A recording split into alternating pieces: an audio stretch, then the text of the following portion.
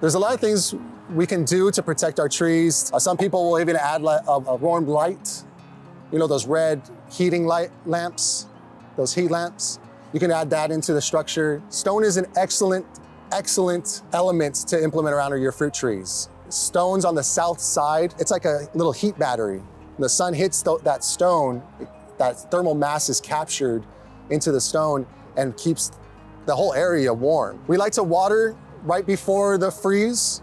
We like to give a nice deep watering. The freezes can take a long duration, a few days. If they're covered, they're not gonna have access to a lot of water during that time. A good technique I would recommend is stacking wood, logs, brush, leaves, burying it with some compost and mushroom block, covering that with some topsoil and mulch, cover crop, and then plant your garden.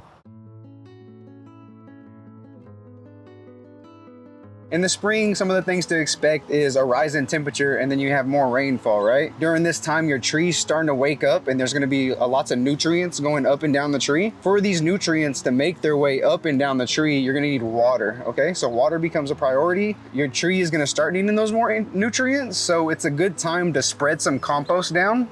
Right under your drip line is a good area, and I would say to keep it about 1 inch all the way around.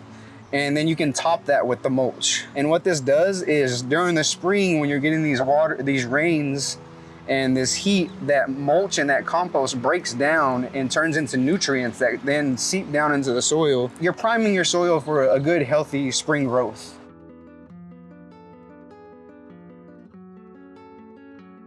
As you're coming into the summertime, that's when you have to be a little bit more conscious about the droughts that are gonna be expected. It gets really hot. So you're gonna keep that once a week watering with the 15 gallons. That mulch that you put down in the spring is gonna pay off a little more because it's gonna keep those roots nice and insulated so that sun doesn't dry up your soil and dry up those roots. So it's a protective blanket.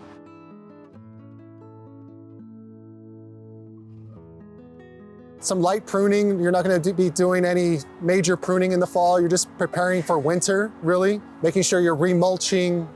The theme of today is feeding the plant. That's how we're keeping these plants nourished, these trees nourished. We're reducing our water during the fall time because the cooler temperatures.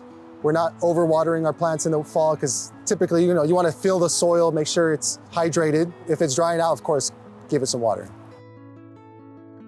Yeah, if you want to learn more about Festival Beach Food Forest, come out and visit us. We're on the east side of Austin. Also visit Fruitful Commons, our sponsor for today's workshop, and the Tree Folks, our collaborative organization.